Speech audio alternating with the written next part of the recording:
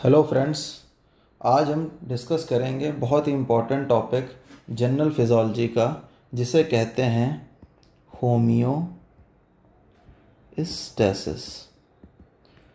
Homeostasis जानने से पहले हमें एक टर्म जानना बहुत ज़रूरी है, मिलिव इंटीरियर। मिलिव इंटीरियर बहुत ही इम्पोर्टेंट टर्म है। इस टर्म का मतलब है कि इंटरनल इन्वायरमेंट। कोई रॉकेट साइंस नहीं है, सिंपल सी बात है, इंटरनल इन्वायरमेंट। और ये टर्म किसने दिया था? साइंटिस्ट का नाम भी याद रखना बहुत ज़रूरी है। साइंटिस्ट का नाम है क्लॉड बर्नार्ड। फ्रेंच फिजियोलॉजिस्ट थे 19th सेंचुरी के, क्लॉड बर्नार्ड। इन्होंने ये टर्म दिया था मिलिव इंटीरियर। मिलिव इंटीरियर का मतलब इंटरनल इन्वायरमेंट। अब कौन सा इंटरनल इन्वायरमेंट? जैसा कि आप लोग जानते हैं कि बॉडी के सारे पैरामीटर्स, जैसे कि पीएच हो, ऑस्मोलरिटी हो, बॉडी टेम्परेचर हो, आयनिक लेवल्स हो, सारे के सारे हमारे एक फिजियोलॉजिकल रेंज में रहते हैं। और ये जब फिजियोलॉजिकल रेंज से कभी ये चीज़ें बाहर जाती हैं तो क्या होता है? डिजीज़ हो जाती है। जब भी ये चीज़ें फिजियोलॉजिकल पैरामीटर रेंज से बाहर जाएंगी, डिजीज़ हो जाएगी। फॉर एग्जांपल अगर बात करें, पीएच वैल्यू हमारी क्या रहती है? 7.35 से 7.45 के बीच में ब्लड का पीएच। यही अगर 7.45 से ऊपर चला जाए या 7.35 से नीचे चला जाए तो क्या होगा? एसिडोसिस या एल्कलोसिस हो जाएगी। ये चीज़ बहुत इम्पॉर्टेंट है। दूसरी बात क्या है कि अगर किसी भी चीज़ की बात कर लें, दूसरा कोई एग्जांपल ले लीजिए। फॉर एग्जांपल ऑस्मोलरिटी 280 से 300 मिली ऑस्मोल पर लीटर। अगर इस रेंज को क्रॉस कर जाए तो पूरा बॉडी का एनवायरनमेंट ख़राब हो जाएगा। और ये एनवायरनमेंट चाहिए क्यों होता है? ये एनवायरनमेंट इसलिए चाहिए होता है, जैसे अगर आप अपनी डे टू डे लाइफ की बात करें तो आपको एक कंफर्टेबल टेम्परेचर चाहिए होता है। अगर आप बैठ के इस वक्त पढ़ाई कर रहे हैं, अगर 45 डिग्री पे पढ़ाई करें तो आप नहीं कर पाएंगे। अगर आपको 15 डिग्री पे पढ़ाई करवाएं तो भी नहीं कर पाएंगे। आपको एक कंफर्टेबल एनवायरनमेंट चाहिए हर तरीके का। ये जो चेयर है वो कंफर्टेबल चाहिए, टेम्परेचर है वो नॉर्मल चाहिए। अगर वो आप जिससे कोप अप नहीं कर पा रहे हैं, उससे बाहर जाता है, उस आउट ऑफ द रेंज में जाता है, तो क्या होता है? वो इन्वायरमेंट ख़राब होता है और परफॉर्मेंस ख़राब हो जाती है। अगर यही इंटरनल इन्वायरमेंट ख़राब हो जाए तो हमारे जो बॉडी के सेल्स हैं या जितने भी वाइटल पार्ट्स हैं वो अपनी प्रॉपर फंक्शनिंग नहीं कर पाएंगे, एंजाइमेटिक एक्शंस डिस्टर्ब हो जाएंगे और क्या हो जाएगा? डिजीज़ हो जाएगी। और इसी कंटिन्यूअस इन्वायरमेंट को बनाए रखने के प्रोसेस को हम क्या कहते हैं? हम कहते हैं होम्योस्टैसिस। होम्योस्टैसिस का मतलब और कुछ नहीं है। होम्योस्टैसिस बस इतना बताता है कि एक हमें कंटिन्यूअस इंटरनल इन्वायरमेंट बनाना है, या एक कॉन्स्टेंसी मेंटेन करनी है, या एक कंटिन्यूअस इंटरनल इन्वायरमेंट मेंटेन करना है। ये सबसे इम्पॉर्टेंट चीज़ है। तो हमें कंटिन्यूअस इंटरनल इन्वायरमेंट बनाना है, इसी को होम्योस्टैसिस कहते हैं। और ये होम्योस्टैसिस जब डिस्टर्ब होती है तो क्या होता है? डिजीज़ हो जाती है। अब एक साइंटिस्ट का नाम तो आप पढ़ चुके थे पीछे, कौन से? Claude Bernard. क्लॉड बर्नार्ड का नाम पढ़ चुके। इन्होंने क्या टर्म दिया? मिलिव इंटीरियर, जिसका मतलब है इंटरनल एनवायरनमेंट। और दूसरे साइंटिस्ट हमारे कौन से जिन्होंने होम्योस्टैसिस टर्म दिया है? वो हैं वॉल्टर कैनन। क्या नाम है? Walter Cannon. तो याद रखना भाई, मैं भी भूल रहा था, कैनन में डबल एन है। वॉल्टर कैनन, ये हमारे साइंटिस्ट हैं जिन्होंने क्या टर्म दिया है? होम्योस्टैसिस। तो होम्योस्टैसिस का मतलब क्या हुआ? कंटिन्यूअस इंटरनल इन्वायरमेंट बनाए रखना। मतलब जो मिलिव इंटीरियर था, हमारा इंटरनल इन्वायरमेंट था, वो मेंटेन रहे। और जब ये इन्वायरमेंट ख़राब हो जाएगा तो क्या होगा? डिजीज़ हो जाएगी। तो हम क्या बात कर रहे थे? जब भी होम्योस्टैसिस ख़राब होगी तो क्या होगा? डिजीज़ हो जाएगी। अब इस होम्योस्टैसिस या इस कंसिस्टेंसी को, इस कंटिन्यूअस इंटरनल इन्वायरमेंट को मेंटेन कैसे करते हैं? ये बहुत इंपॉर्टेंट चीज़ है। इस कंटिन्यूअस इंटरनल इन्वायरमेंट को मेंटेन करने के लिए हमारे पास कंट्रोल सिस्टम्स होते हैं। तो वो कौन से कंट्रोल सिस्टम होते हैं? कंट्रोल सिस्टम्स होते हैं। ये होते हैं 3 तरीके के। एक है निगेटिव फीडबैक, पहला निगेटिव फीडबैक। दूसरा है पॉजिटिव फीडबैक और तीसरा है feed forward control. Feed forward control थोड़ा सा अलग टाइप का, इसको बाद में डिस्कस करेंगे। ये 2 तो बहुत ही इंपॉर्टेंट है, याद ही रखने हैं। निगेटिव और पॉजिटिव फीडबैक सिस्टम बहुत इंपॉर्टेंट है। इसमें सबसे ज़्यादा इंपॉर्टेंट है निगेटिव फीडबैक सिस्टम। बॉडी के 99% सिस्टम जो चल रहे हैं वो निगेटिव फीडबैक पे ही चल रहे हैं। अब 1 बाय 1 हम लोग इस चीज़ को डिस्कस करते हैं।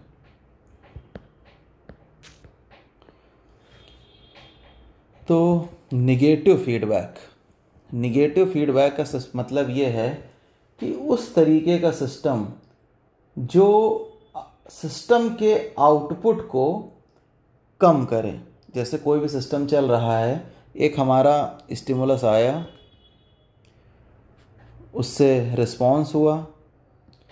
अब रिस्पॉन्स होने के लिए जो प्रोसेस हमारा हुआ था, इस प्रोसेस की वजह से ये रिस्पॉन्स कम हो जाए तो हम इसे कहेंगे निगेटिव फीडबैक। मतलब सिस्टम का आउटपुट जो है वो डिक्रीज़ कर जाए, ये बहुत इंपॉर्टेंट चीज़ है। ये है निगेटिव फीडबैक। अब बॉडी के सारे सिस्टम निगेटिव फीडबैक पे चल कैसे रहे?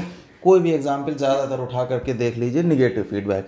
फॉर एग्जाम्पल हार्मोनल सिस्टम की बात करें। हार्मोनल सिस्टम की अगर बात करें तो एक एग्जाम्पल ले लेते हैं थायराइड हार्मोन सिक्रीशन का। आपको पता है हाइपोथैलेमस से क्या निकलता है? TRH। फिर पिट्यूटरी से क्या निकलता है? TSH। ये इसको स्टिमुलेट किया, TSH ने फर्दर स्टिमुलेट किया किसको? थायराइड ग्लैंड को। थायराइड ग्लैंड जब स्टिमुलेट हुई तो उससे क्या निकला? 2 हार्मोन T3 T4। जब T3 T4 का लेवल ब्लड में मेंटेन हो जाता है, नॉर्मल लेवल आ जाता है, तो क्या होता है? ये T3 T4 घूम करके इस TSH और TRH को क्या करते हैं? इनहिबिट कर देते हैं। TSH और TRH को इनहिबिट कर देते हैं। और जब ये लेवल इनहिबिट हो जाता है तो क्या होगा? T3 और T4 का सिक्रीशन फिर से कम हो जाएगा, स्टिमुलस थायराइड ग्लैंड को मिलना बंद हो जाएगा। जब ये लेवल फिर डाउन जाएगा तो ये इंक्रीज करेगा किसको? TRH और TSH को। जब ये लेवल्स डाउन जाएंगे तो ये क्या करेंगे? ये फिर से स्टिमुलस देंगे और TRH TSH का सिक्रीशन बढ़ेगा। तो ये हो गया एक निगेटिव फीडबैक सिस्टम। एक दूसरे एग्जाम्पल से समझने की कोशिश करते हैं। For example blood pressure raise हुआ। इस चीज़ को बैरोरिसेप्टर्स ने सेंस किया और स्टिमुलस दिया, भेजा गया ब्रेन में, और ब्रेन से क्या हुआ? स्टिमुलस आया और पूरे कार्डियक आउटपुट को, ब्लड प्रेशर को कम किया गया। BP रेगुलेशन एक एग्जाम्पल हो गया। इंडोक्रीन में तो ज़्यादातर जो एग्जाम्पल देखेंगे इसी की वजह से। तो निगेटिव फीडबैक का ये पर्पज़ रहता है कि सिस्टम के आउटपुट को डिक्रीज़ करना, और बॉडी में ज़्यादातर चीज़ें ऐसे ही चल रही। तीसरा एग्जाम्पल एक और देख लेते हैं। ब्लड ग्लूकोज लेवल रेज हो गया, खाना खाया, डाइट ली, डाइट से मिला ग्लूकोज हो गया इंक्रीज़। जब ग्लूकोज इंक्रीज़ हो गया तो फर्दर क्या हुआ? बीटा सेल ने सेंस किया, और जब सेंस किया तो क्या निकाला? इंसुलिन, सबको पता है। और जब इंसुलिन निकाला तो उससे क्या हुआ? उससे ग्लूकोज का लेवल डिक्रीज़ हो गया, ग्लूकोज का लेवल डाउन हो गया। और जैसे ग्लूकोज का लेवल डाउन हुआ, बीटा सेल ने फिर से सेंस किया और इंसुलिन का सिक्रीशन घटा दिया गया। तो क्या हुआ? डाइट ली, ग्लूकोज बढ़ा, ग्लूकोज लेने के बाद बीटा सेल ने सेंस किया ब्लड में, जब ग्लूकोज पहुंचा इंसुलिन का सिक्रीशन बढ़ाया गया, और फिर जब ग्लूकोज लेवल जैसे ही मेंटेन हो गया, नॉर्मल रेंज में आ गया, तुरंत इंसुलिन का सिक्रीशन ग्रेजुअली कम होने लगा। या अगर आपने 3 दिन से खाना नहीं खाया, 4 दिन से खाना नहीं खाया, लंबी फास्टिंग पे, ब्लड ग्लूकोज लेवल बहुत डाउन चल रहा है, इंसुलिन नहीं निकलेगा। ये क्यों है? ये आपको एक तरीके से प्रोटेक्ट कर रहा है। अदरवाइज अगर इंसुलिन निकलता ही रहे तो कितना भी खाते रहो ग्लूकोज डाउन होता रहेगा। दूसरे काउंटर हार्मोन्स है, जब ग्लूकोज लेवल बहुत डाउन होगा तो इंसुलिन का सिक्रीशन बंद हो जाएगा, ग्लूकागॉन का लेवल बढ़ जाएगा, और साइमल्टेनियसली फिर से जब ग्लूकोज बढ़ेगा तो इंसुलिन बढ़ जाएगा। तो एक तरीके से काउंटर चेक एंड बैलेंस बना रहता है। ये है एग्जाम्पल निगेटिव फीडबैक का। और निगेटिव फीडबैक का जो सिस्टम है ये बॉडी में 99% इसी पे चल रहा होता है। अब पॉजिटिव फीडबैक क्या है? पॉजिटिव फीडबैक को समझते हैं। पॉजिटिव फीडबैक का कॉन्सेप्ट ये है कि ऐसा एक्टिविटी जो सिस्टम के आउटपुट को इंक्रीज करे तेजी के साथ। इस बात को ध्यान दीजिएगा, पॉजिटिव फीडबैक का मतलब है जो सिस्टम के आउटपुट को इंक्रीज करे। अब इसके 2-4 टिपिकल एग्जाम्पल्स हैं जिन्हें हमें याद कर लेना है। फॉर एग्जाम्पल, इसको याद रखने का तरीका क्या है, क्योंकि पॉजिटिव फीडबैक के एग्जाम्पल ज़्यादातर पूछे जाएंगे, निगेटिव फीडबैक के एग्जाम्पल तो बहुत सारे हैं, सबको याद है, हर तरफ एग्जाम्पल है निगेटिव फीडबैक का, बट पॉजिटिव फीडबैक के एग्जाम्पल याद करने पड़ेंगे। इसको याद रखने का निमोनिक है क्लैस्प। क्लैस्प का एग्जाम्पल हो गया क्लॉटिंग। जब ब्लड में क्लॉटिंग होती है तो क्लॉटिंग में क्या होता है, प्रोथ्रोम्बिन से बनता है थ्रोम्बिन,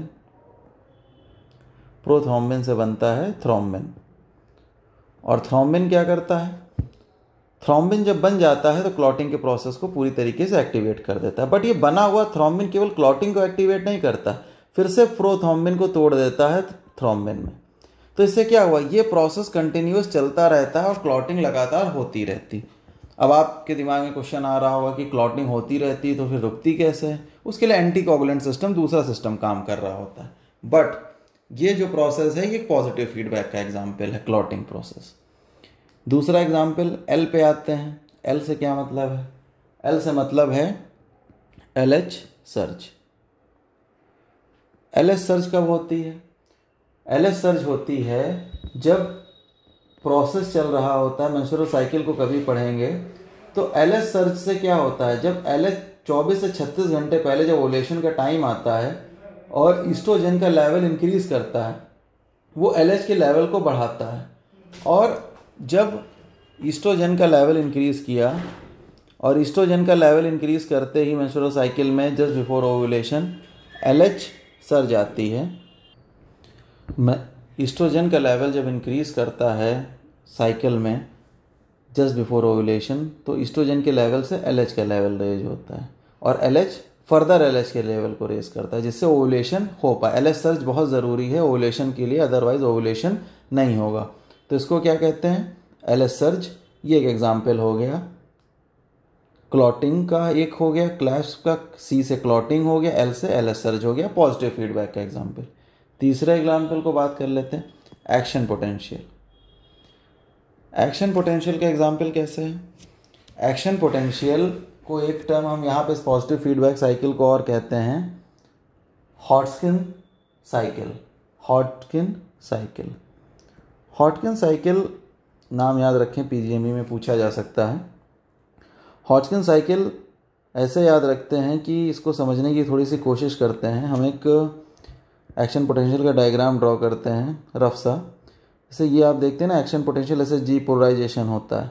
तो पहले जब इस पॉइंट पे सोडियम चैनल खुलते हैं, मान लीजिए 10 सोडियम चैनल खुले, ये थ्रेशोल्ड क्रॉस हो गया, और जैसे थ्रेशोल्ड क्रॉस हुआ तो 10 चैनल की वजह से 100 चैनल खुलेंगे, 100 की वजह से 200 खुलेंगे, 200 की वजह से 400 खुलेंगे, और ये इन्फेक्शियस तरीके से बढ़ता रहेगा।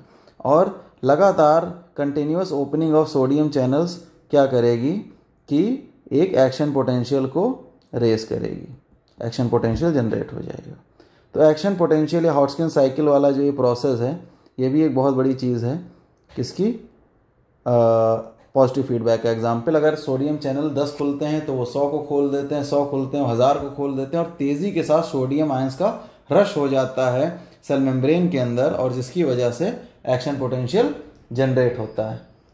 अब एस से एक एग्जाम्पल है शॉक का। शॉक में इन जनरल तो हेमोरेजिक शॉक अगर छोटा है तो रिकवरी हो जाती है, बट अगर एक मैसिव ब्लड लॉस हो गया तो उसके बाद एक कंटिन्यूअस प्रोसेस चलता है, विशियस साइकिल चलती है। इसमें क्या होता है कि एक बहुत बड़े अमाउंट का अगर ब्लड लॉस हो गया, एक मान लीजिए 3 लीटर का ब्लड लॉस हो गया है, 3 to 4 लीटर का ब्लड लॉस हो गया, तो उससे क्या होगा, ब्लड लॉस होने की वजह से बीपी डाउन चला जाएगा, हाइपोवॉल्यूमिया होगी और बीपी डाउन चला जाएगा। उसके बाद क्या होगा, ये डाउन होने की वजह से कोरोनरी ब्लड सप्लाई भी कम हो जाएगी। कोरोनरी ब्लड सप्लाई कम होगी तो हार्ट की पंपिंग एक्टिविटी और डिक्रीज कर जाएगी, decrease BP and cardiac output, and ultimately leads to more decrease in blood supply, further more decrease and in BP, and ultimately leads to death. तो ये क्या हुआ भाई, ये भी एग्जाम्पल हो गया पॉजिटिव फीडबैक का। तो शॉक एक एग्जाम्पल हो गया, अगर नॉन कंपनसेटरी शॉक है, हैवी ब्लड लॉस हो गया, तो इसमें ये प्रोसेस शुरू हो जाता है। फिर उसके बाद अगला पॉइंट पी से क्या आता है, पार्ट्यूरेशन। पार्ट्यूरेशन मतलब a process of giving birth to baby. जब जेस्टेशनल एज कंप्लीट हो जाती है तो उसके बाद क्या होता है कि ऑक्सीटोसिन तो बॉडी में पहले से प्रेजेंट होता है, बट ऑक्सीटोसिन के रिसेप्टर्स एक्टिवेट हो जाते हैं at when the gestational age get completed. और क्या होगा कि जो ऑक्सीटोसिन के रिसेप्टर होंगे ऑक्सीटोसिन के लिए सेंसिटिव हो जाएंगे, ऑक्सीटोसिन का लेवल रेस करेगा, यूट्राइन कॉन्ट्रैक्शन होगा, यूट्राइन कॉन्ट्रैक्शन होंगे।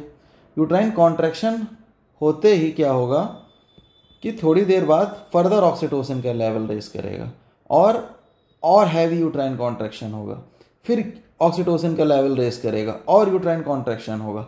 और ये जो कंटिन्यूअस प्रोसेस है, uterine contraction getting much more intense and intense with due course of time, and the level of oxytocin are increasing continuously. अगर इसको निगेटिव फीडबैक की तरह देख लें, ऑक्सीटोसिन का लेवल बढ़ा, यूट्राइन कॉन्ट्रैक्शन हो गया, ऑक्सीटोसिन का लेवल डाउन हो गया, और फिर ऑक्सीटोसिन का लेवल बढ़ा, फिर यूट्राइन कॉन्ट्रैक्शन हुआ, फिर डाउन हो गया ऑक्सीटोसिन का लेवल। तो इस तरीके से तो कभी बर्थ हो ही नहीं पाएगी।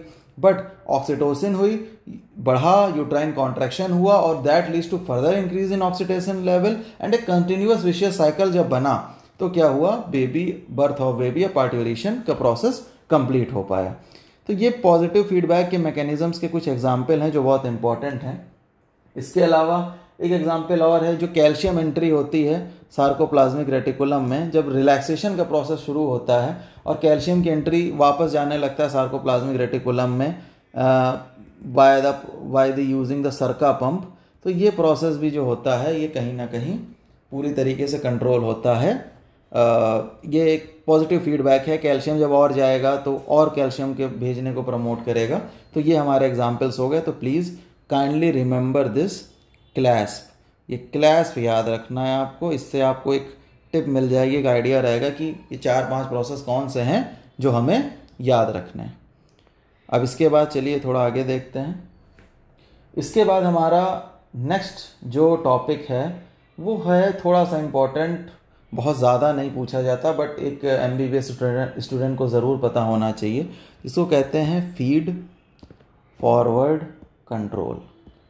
फीड फॉरवर्ड कंट्रोल जानना इसलिए ज़रूरी है, आपने एक एग्जांपल सुना होगा कभी, एंटीसिपेटरी वर्ड आपने सुना है? एंटीसिपेटरी वर्ड जैसे यूज़ करते हैं ना, अक्सर न्यूज़ में सुनने को मिल जाता है, एंटीसिपेटरी बेल ली, अग्रिम जमानत। मतलब स्टिमुलस हुआ नहीं, किसी के लिए वारंट नहीं निकला, कोई अरेस्ट नहीं हुआ, बट उसने बेल पहले से लेके रख ली। यही चीज़ फीड फॉरवर्ड कंट्रोल में भी है। स्टिमुलस नहीं आया बट क्या हुआ, रिस्पॉन्स क्रिएट हो गया।